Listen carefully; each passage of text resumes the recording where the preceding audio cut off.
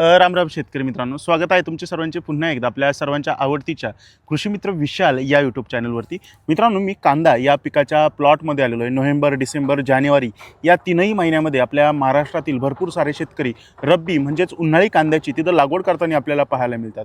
कांदा पिकामध्ये सुरुवातीच्या 1 ते 1.5 महिन्यामध्ये आपल्याला एक प्रमुख समस्या आलेली पाहायला मिळते, तर तो म्हणजे कांद्याची जी काही पात आहे तर ती पात आपल्याला शेंड्याच्या दिशेने, आता ह्या जर कांद्याच्या पातीचा जर विचार केला तर अशा प्रकारे शेंड्याच्या दिशेने जमिनीच्या साईडला जी कांद्याची पात जळत येते तर त्याला करपा रोग म्हणतात।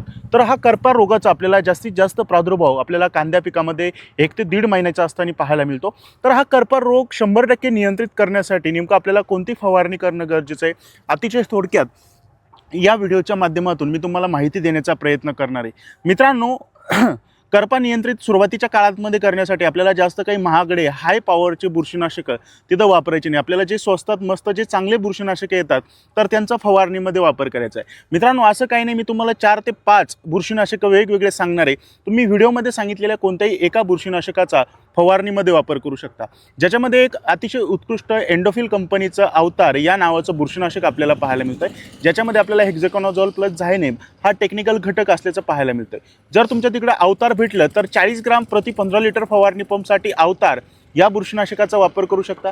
किंवा शेतकरी मित्रांनो, सिजंटा कंपनीचं आपल्याला रेडोमिल गोल्ड या नावाचं सुद्धा एक चांगलं बुरशीनाशक पाहायला मिळतं, ज्याच्यामध्ये मँकोझेब प्लस मेटॅलॅक्झिल हा घटक आहे। तुम्ही रेडोमिल गोल्ड या बुरशीनाशकात सुद्धा वापर करू शकता 40 ग्राम प्रति 15 लिटर फवारणी पंपसाठी।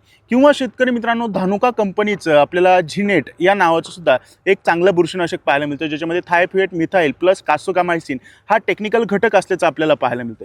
जर तुमच्या तिकडे झिनेट भेटलं तर 30 मिली प्रति 15 लिटर फवारणी पंपसाठी तुम्ही झिनेट या बुरशीनाशकात सुद्धा वापर करू शकता।